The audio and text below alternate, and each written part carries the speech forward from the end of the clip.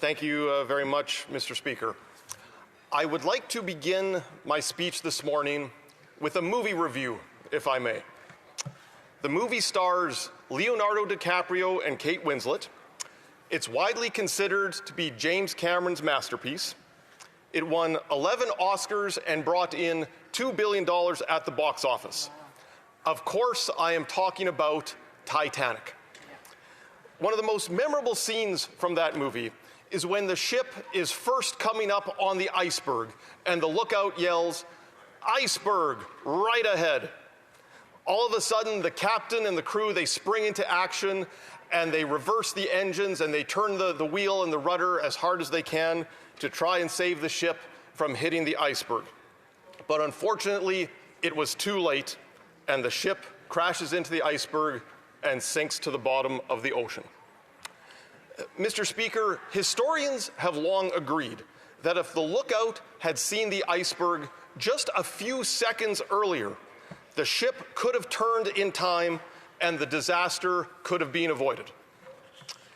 Now imagine for a minute, Mr. Speaker, if instead of seeing the iceberg only 1 or 2 minutes before the crash, imagine if they had seen the iceberg 10 years in advance. How would events have turned out differently? First of all, it wouldn't have made for a very good movie. If they could see the iceberg from miles and miles away, then presumably it would be pretty easy to avoid crashing into it. But Mr. Speaker, 10 years is how much warning the Liberal government has had about the dangers of Justin Trudeau's reckless spending and the continuation of those reckless policies under this current Prime Minister for the past 6 months. But it wasn't always like this.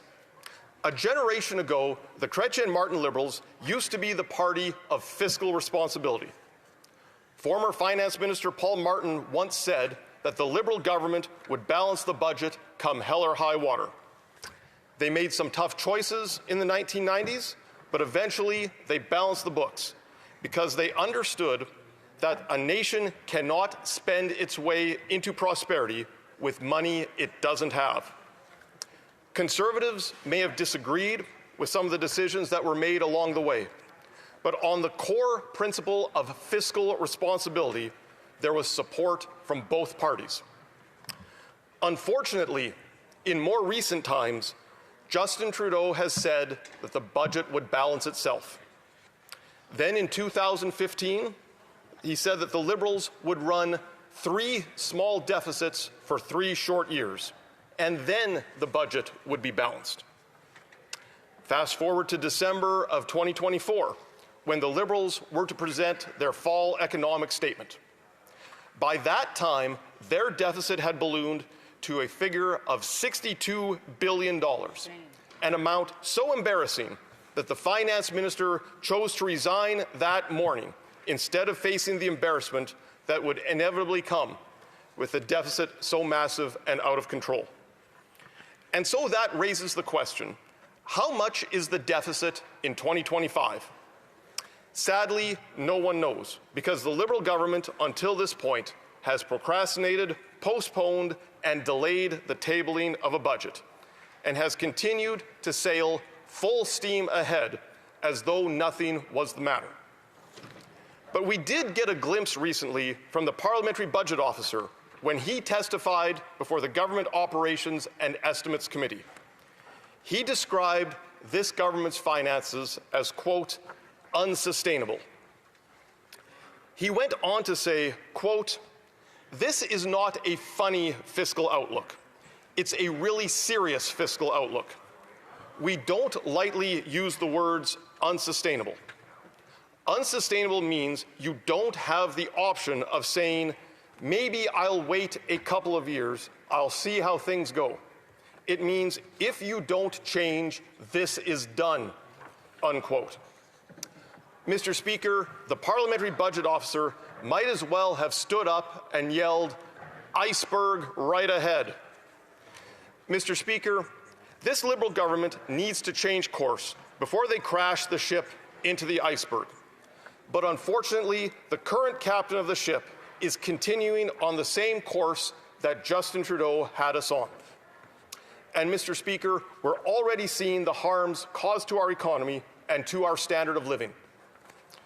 In 2015, the Liberals said that their deficit spending would lead to investment. But 10 years later, investment per worker has fallen by 10%.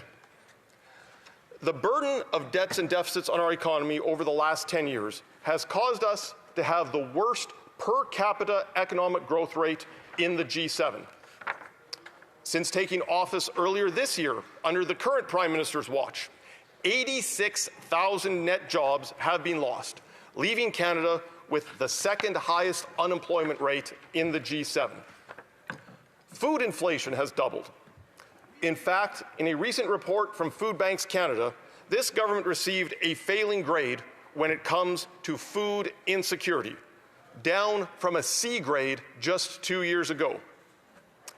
Since this Prime Minister took over 6 months ago, $54 billion in net investment has left the country.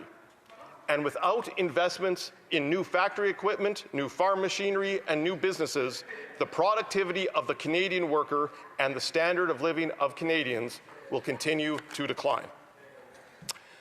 Mr. Speaker, another unfortunate part about the Liberals' massive, out-of-control deficits is that the numbers have gotten so big that it's difficult for people to understand just how big they are.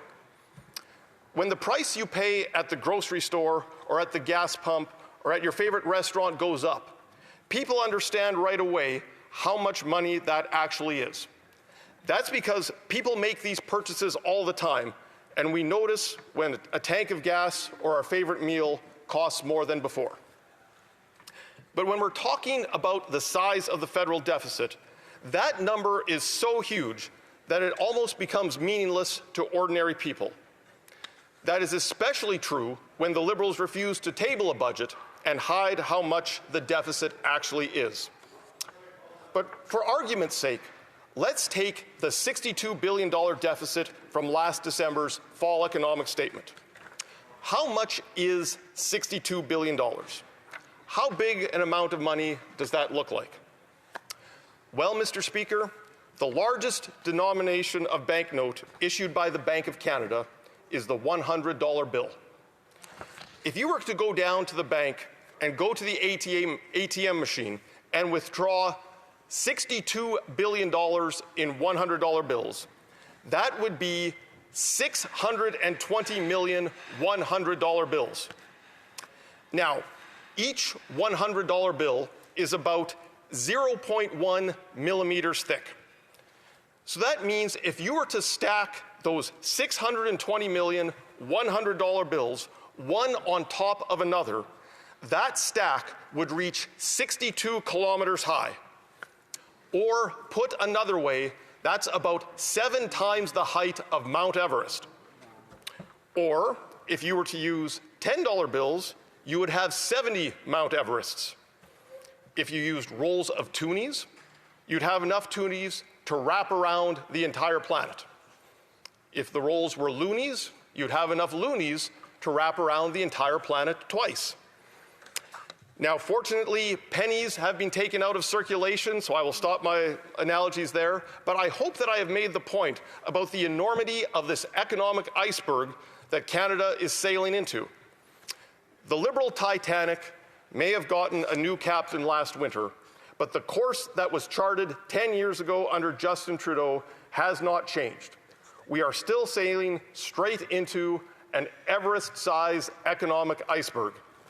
It is time to change course, and so I encourage members today to support the Conservatives' motion. Thank you very much, Mr. Speaker. I look forward to the questions. Questions and comments. Questions et commentaires. The Honourable Parliamentary Secretary to the Government House Leader. Yes, thank you, Mr. Speaker. You know, if that iceberg analogy was to be used, you could use it in Canada, as you just did, United States, England, in fact, any of the G7 countries.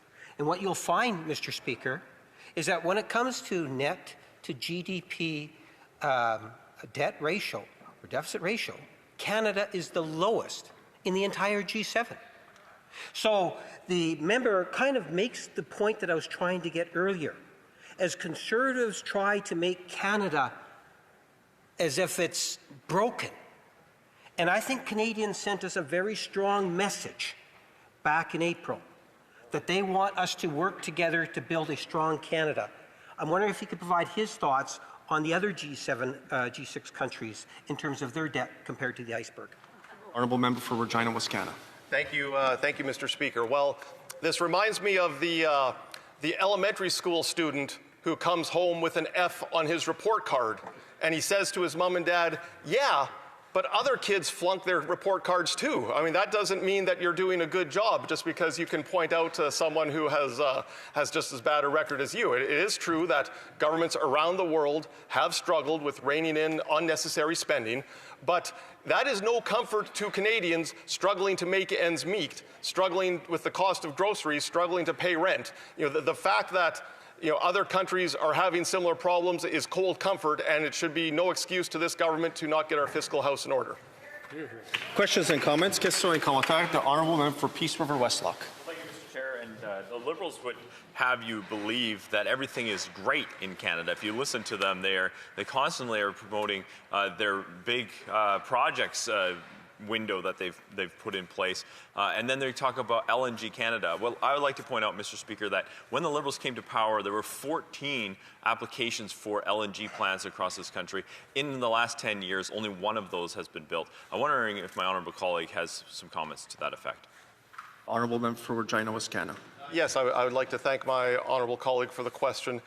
There is nothing more frustrating when world leaders from Germany and Greece and Poland and other countries say, "Hey, we would like to buy Canadian oil and gas so we can stop buying from Russia, so we can stop buying from dictators in the Middle East." And the response from this government is there is no business case for oil and gas exports to Europe or to our other allies around the world. There's nothing more frustrating when you have all these economic opportunities literally sitting underneath our feet, but the Liberals keep making up excuses about why we should not be developing our resources and why we should not be making life better for Canadians. And it would be wonderful if we could get these opportunities and projects off the ground to make life better, not only for Canadians, but for our allies around the world. Questions and comments? Questions et commentaires. The Honourable Parliamentary Secretary to the Minister of Industry. Merci, Monsieur.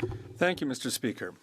So we've heard a lot about fiscal irresponsibility and all that from both of the last two speakers. But I would just like to ask our colleagues to explain that if that's the case, if indeed Canada is a basket case, as they say, how is it that we still have a AAA credit rating? For Regina, Wascana. Thank you, Mr. Speaker. It's interesting how the Liberals keep moving the goalposts. I remember when Paul Martin was Prime Minister, the goalposts were to balance the budget come hell or high water. And then a few years later, they said, well, we're not going to balance the budget, but it'll be a function of GDP. We'll keep it under so many percentage of GDP. And now they're talking about saying, well, we're going to separate the deficits between operational deficits and fixed assets, or whatever the term was. It's so frustrating when we are sailing straight towards this iceberg and we're sailing straight towards a $62 billion deficit, and the Liberals try and play this bait and switch game and try to move the goalpost. It's time for the Liberals to take some responsibility for the fiscal mess that we're in and turn this ship around. Thank you, Mr. Speaker.